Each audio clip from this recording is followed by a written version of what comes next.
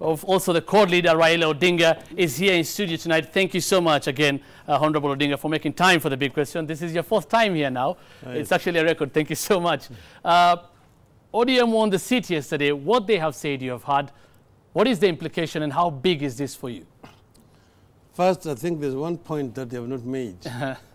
That is that you are the right candidate in the right party. Okay. That is the most important thing. There has to be a combination of the two factors for you to succeed. Right. Because this was an ODM seat, as you all know. And there's something that you also are missing here, that in the presidential vote in Kajiado County, actually I got more votes. Than, although we did not get seats, yes. and for obvious reasons. Yes. Because of the candidates. And therefore, ODM is a popular party in Kajiado County as a whole, you could say. Secondly, you know, you're introducing a new party. Yeah.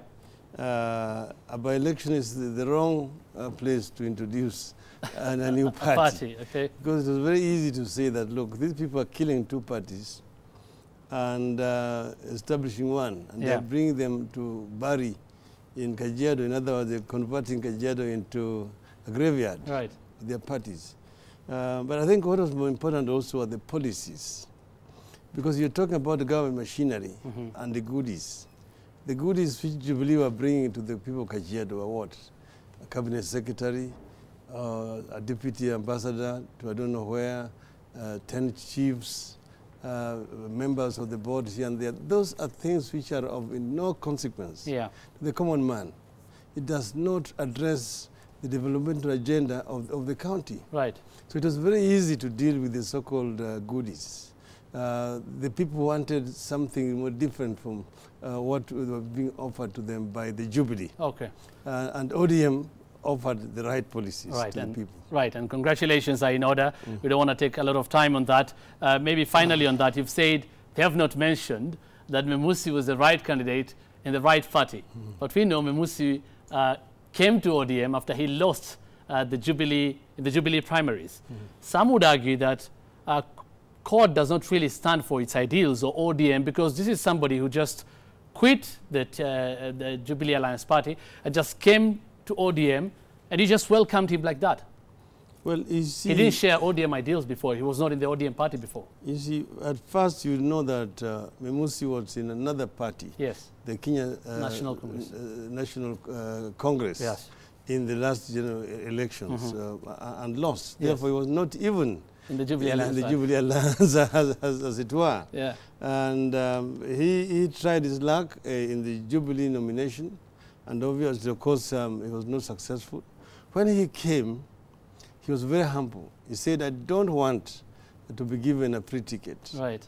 All I'm requesting is to be allowed to participate in your nomination. If I win, then I will run. But if I lose, I will support whoever will be nominated. Right. The party. Right. Because we gave him our party manifesto, our constitution, to read and to sign that he subscribes to those values of ODM. So he then participated in our nomination and won. And that's the reason why we allowed him to run on our ticket. In other words, we did not just go and look for him. Yeah. Although some of the candidates who lost then say it disturbs their conscience that this is a man, they have been in ODM for a long time, then this man just comes and wins. Yes, like you say, he won democratically, although they also contend that. And then he's given the ticket. They feel they deserve it more because they've been in this party more than Memusi has been in the party. Plus, that is why others are saying ODM won this because of the personality of Memusi and not ODM as a party itself. That is not right. I said you need to get a right candidate and in the right party. That combination is what actually delivers. Now, this is about numbers in Parliament. You don't just want to give a ticket to somebody who is going to lose because he has been with you. That's the reason why there's always competition in politics. So we say that, look, this guy has said he's subscribed to our values. It is a by-election where there's a very short period of time left to be able to actually look for candidates. So we allow him to participate in our nomination. And if our members feel confident enough to vote for him, then certainly he will have a good chance of winning. Right. And you can see that in our nominations, he got more votes than he got supposedly when he lost to Tui. Right. And this has been confirmed once again through the actual elections itself. Okay, finally, two questions of that. Do you think the 500 vote margin was big enough for a major win, for ODM to claim a major win? And number two, what if Memusi was in Jubilee Alliance Party? Do you believe he would have won, or ODM would have won, if you're saying the right candidate and the right party? You see, we don't know who would have been our candidate, and therefore that question is hypothetical. But on the other hand,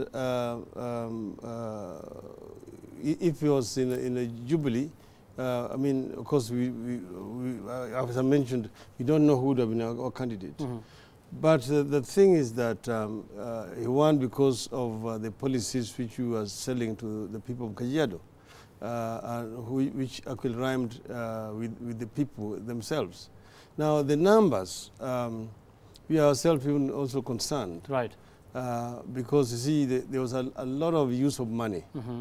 The Jubilee people started distributing money the night before. Which can be proved? That can be proved. In fact, people who are still in these police cells in Kajiado, those who were arrested yesterday with bunches of money at polling stations. A number of youth arrested, many people, even some honorable members of parliament, unfortunately, distributing money. Although we haven't really had this yet. Names. Of course, the names are there.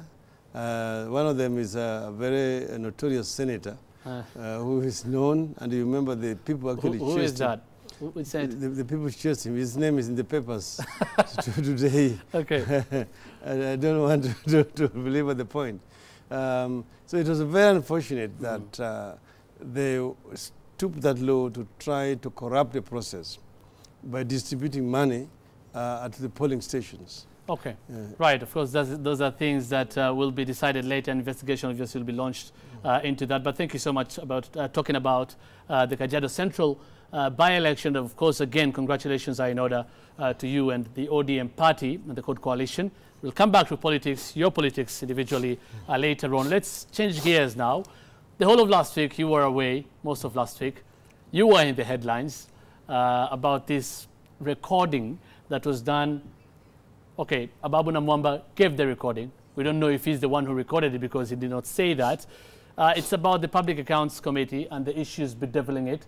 First of all, did you know you were being recorded in that conversation, or was that even you? Well, I've not heard the recording itself, so I cannot really quite say whether it was me.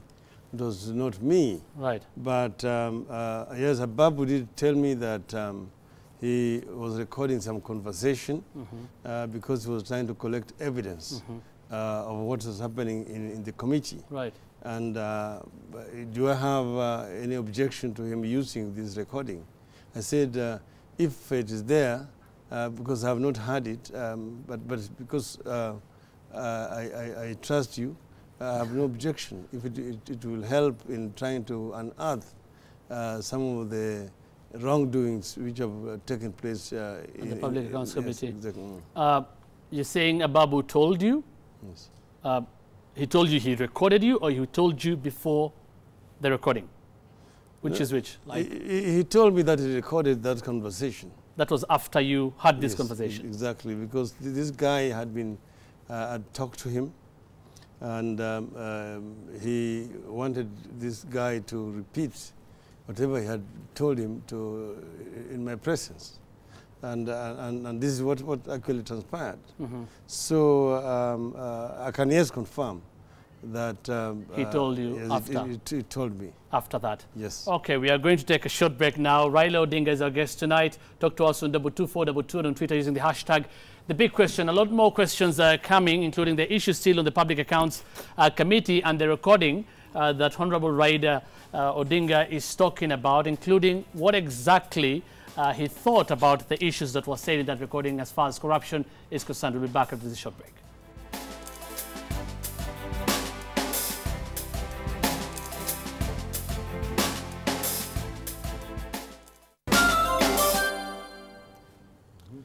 Welcome back to the big question. Our guest tonight is Honorable Raila Odinga. Talk to us on 22422 on Twitter using the hashtag the big question. Honorable Odinga, we were talking about the recording that you say you haven't heard, but you were told by the Honorable Ababu after he did the recording. One of the things he said there, he talked about corruption and specifically talked about how the permanent secretary then of Internal Security, Mutea Iringo, was allegedly said to have given 1.5 million shillings to bribe members of the Public Accounts Committee. Your voice is heard there asking Mutea Iringo, did he approach you, asking that question specifically? This is corruption, allegedly, from what you heard. Why didn't you say something about it? You are known as somebody who stands very firm against corruption. Why did you say something about it? But I mean, I was very shocked and surprised that this was happening in Parliament. I mean, I was not supposed to be making all the comments. They were reporting to me. To you? Yeah. So maybe some part of my conversation is not yet is not out in that. But definitely, I was very, very flabbergasted by what I heard was taking place in the House. And as I mentioned just before I left this country, I said, look, first you have got PAC here, but then you have also got the executive, which is really the thief who's being chased, the executive, because we are talking in terms of 2.9 billion shillings of public money, which was stolen. And out of that, somebody is giving 1.5 million to bribe members of the committee. And nobody is even focusing on the 2.9 billion. In the process, that is lost. So the whole discussion is just about the PAC. I've been saying that we should not lose sight of the other side. Of the criminals themselves. Right. We should not go scot-free. Right. But at the same time, I think that it is really terrible that our committees in Parliament have come. You're talking about Mutea Iringo, yes, and fair enough, although he has sent a statement and he said severally that he didn't do this. The investigation is going on, that will be established. You're saying they were reporting to you. Why were they reporting to you? And is it true you intervened and wanted to save Ababu Namwamba? That is what is being said. I did not intervene to try to save Ababu Namwamba. I was actually leaving the country when Ababu called me and said that he wanted to see me. And I agreed to meet with him. And when I found them, they were together with the Honorable Junet and this other Honorable Arama. And then this conversation started. Of course, at that time, this issue was topical, the corruption in PAC. And then Ababu began to say that allegation was being made against him. And he wanted to assure me that he was himself innocent. Yeah. That in fact the people who are making allegations against him were the ones who are actually corrupt. Right. And then he asked this gentleman to repeat what this gentleman had told him. Right. And he did repeat, which is there in the recording. So I just wanted to say that I found these revelations very shocking. But I said that they needed themselves as members of the committee to have an open discussion and how about this. Right. Yeah. Although right, that is a fair comment, but these are people who are in ODM. One of them, in fact, a Secretary General of ODM. The Public Accounts Committee is a very important committee, chaired by a member of the opposition. Do you think now this gives you moral standing as the opposition to talk against corruption after such a thing has happened? First, you need to know that the member who was admitting this had been actually de-whipped. He is no longer a member of that committee. That basically tells you that we are not in the business of condoning corruption. But I just want to say that, you know, I have myself been a member of Public Accounts Committee. There's one time, you may not know this, but I was actually removed from Public Accounts Committee because of the Goldenberg scandal. I had actually gone against the committee recommendations and had then even taken the then Vice President to court on the issue of Goldenberg. But the composition of PAC at that time, and all the watchdog committees, this is PAC, Public Accounts Committee and Public Investments, are always chaired by the opposition. In the case of PAC, by the leader of the opposition, and the majority of members were from the opposition. This has been changed by the Jubilee, so that you have now majority members are coming from the government side, which is supposed to be oversighted. The chairman is from the opposition, but the vice chair is from the government side.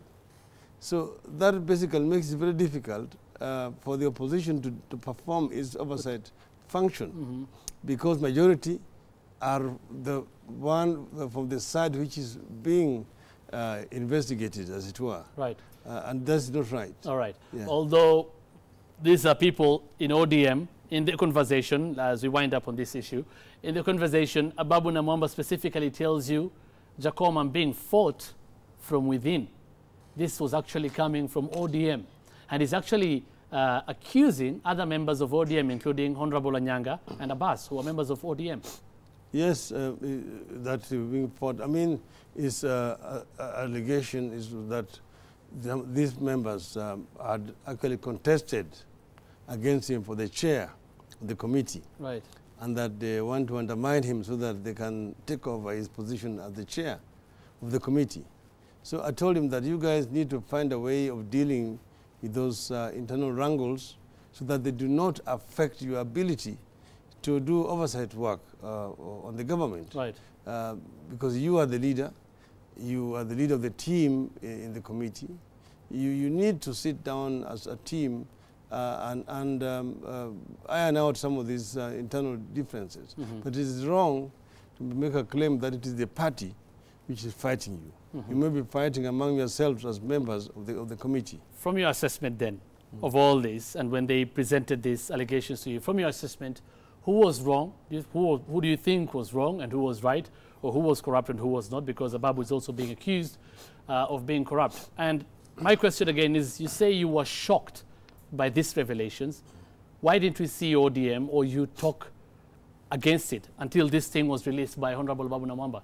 It means you knew it prior, before we had the recording released. You see, at the time that this was happening, the speaker had suspended the operations of the committee and actually had appointed another committee, Powers and Privileges Committee of the House, to investigate PAC itself.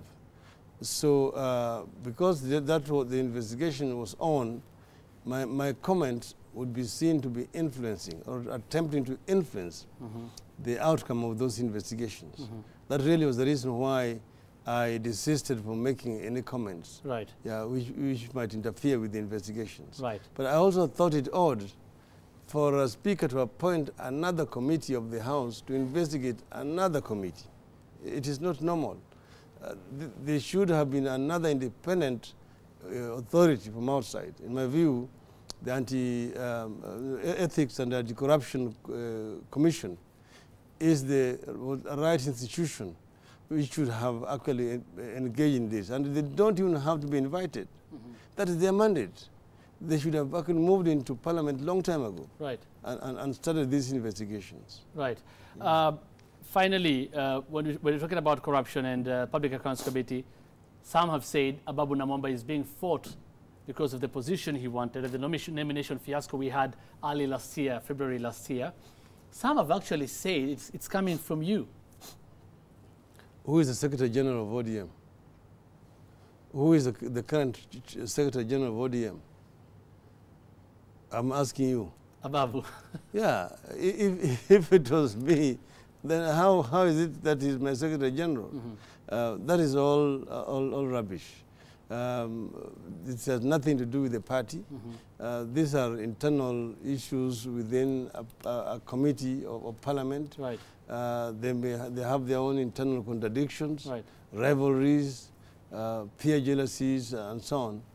We have nothing to do with all this. Okay. Yeah. What is your assessment then generally of corruption in Parliament, moving away from the Ababu thing? Actually, even today we saw MPs trading words and accusations against, about the Agriculture Committee, about the Mumias Sugar report. One of the people again being mentioned here is a member of your party, Honorable Kidero. I've been out of town.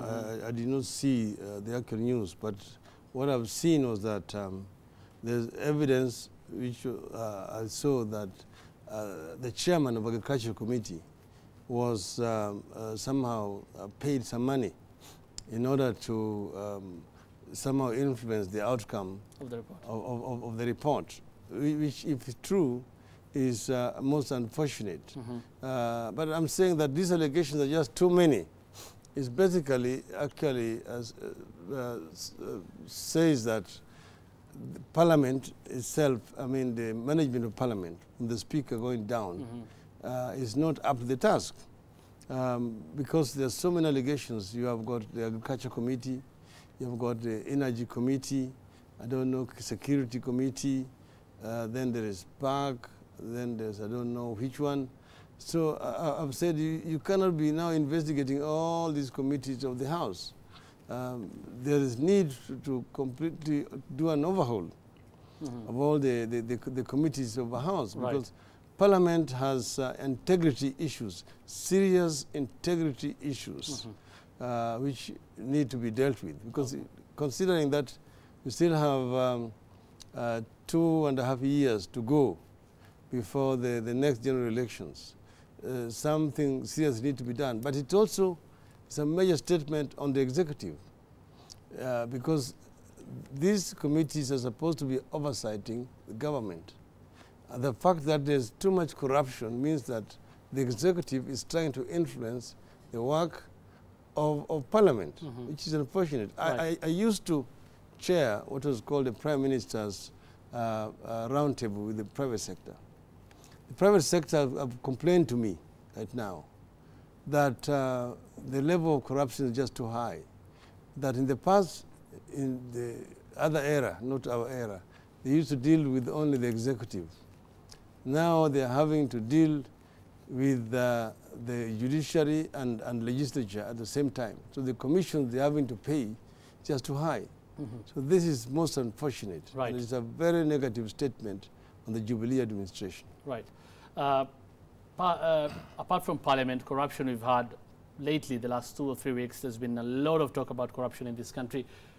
You were aware of what was happening at the Ethics and Anti-Corruption Commission. We'd like to hear a comment from you on that. There was a problem with the commission, although now they say they have settled their disputes. I mean, it is most unfortunate. I don't know where we are, because if members of the commission can write to the head of state and government to discipline one of them, the chairman, something's very wrong, because Ethics and Anti-Corruption Commission ought to be independent, even independent of the president. They're supposed to even investigate the president. But if they are pleading with the president to remove their chair, then something is seriously wrong in this country. Right. In my view, I think that the executive does not want the public and the Ethics and Anti-Corruption Commission to exist. They are influencing, introducing in contradictions and fight within it. So you believe this is coming from the executive? I think so. You think so? Just like what had happened. Remember, there was a time, I think 2000. Yeah. Remember, the assembly institution was dissolved.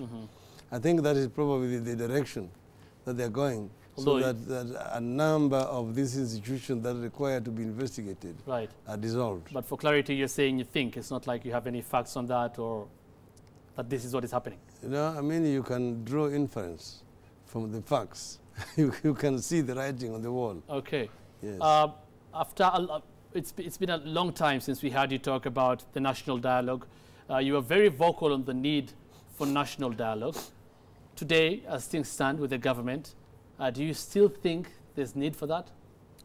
I think there's more need for a dialogue than ever before, because there are a number of things that need to be fixed in this country going forward. Many things are not working. For example, the crucial issue of devolution is facing serious challenges. Not that there's anything wrong with devolution, but because of the way that it is structured. See, there's a lot of wastage in the county governments. Right. You see, this is not working. You have got this idea of the legislature and the executive there, which is not working. But you've been, ODM and you have been talking about county governments, talking about them getting more funds. Here you are accepting today there's a lot of wastage, and that has been documented, and many people have said there's wastage. Some will say, see that as doublespeak. Yeah, why would you ask for more money? It is not wastage. I mean, there are some counties which are working fine, which have registered quite a higher rate of growth, and the money is being spent properly, so there's value for money. Okay. But I'm talking about what is happening in other counties.